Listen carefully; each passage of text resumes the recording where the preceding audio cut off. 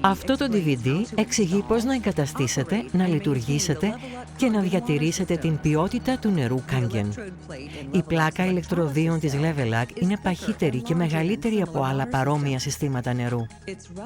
Είναι μία πλάκα με ηλεκτρόδια τιτανίου που έχει ανώτερες ικανότητες και υψηλή ανθεκτικότητα. Και γι' αυτό η ακόλουθη διαδικασία είναι ιδιαίτερα σημαντική και μεγιστοποιεί την ικανότητα του συστήματος της Levelac, παρέχοντας την καλύτερη ποιότητα νερού Kangen. Πρώτο μέρος. Εγκαθιστώντας τη συσκευή. Για να εγκαταστήσετε σε στόμιο, θα πρέπει να εντοπίσετε τα δύο εξαρτήματα που είναι απαραίτητα για αυτή την δουλειά.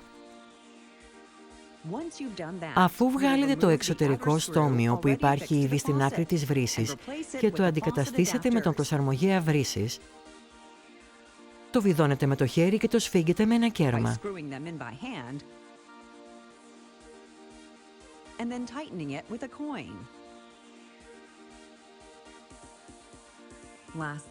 Τέλος, συνδέστε τον εκτροπέα όπως φαίνεται εδώ. Τώρα που η βρύση είναι εξοπλισμένη με το κατάλληλο στόμιο, είστε έτοιμοι να εγκαταστήσετε τα λάστιχα. Βγάλτε τον δακτύλιο του λάστιχου από τον εκτροπέα που μόλις συνδέσατε στη βρύση. Μετά βάλτε τον δακτύλιο στο λευκό λάστιχο παροχής και ενώστε το λάστιχο με τον δακτύλιο.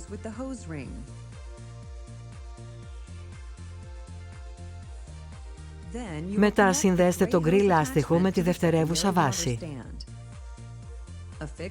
Προσαρτήστε χρησιμοποιώντας τις βεντούζες του δευτερεύοντος σωλήνα στο εσωτερικό του νεροχύτη.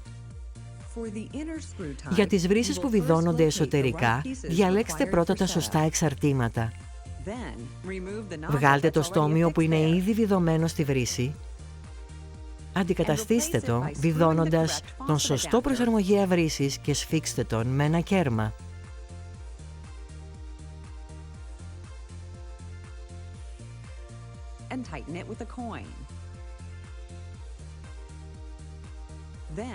Μετά σφίξτε τον εκτροπέα με τον προσαρμογέα βρύσης και η διαδικασία ολοκληρώθηκε.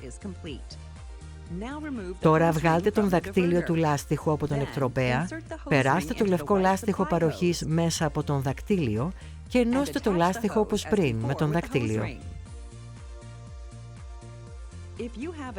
Εάν έχετε βρύση με στόμιο τύπου ντους, θα χρησιμοποιήσετε αυτά τα δύο εξαρτήματα.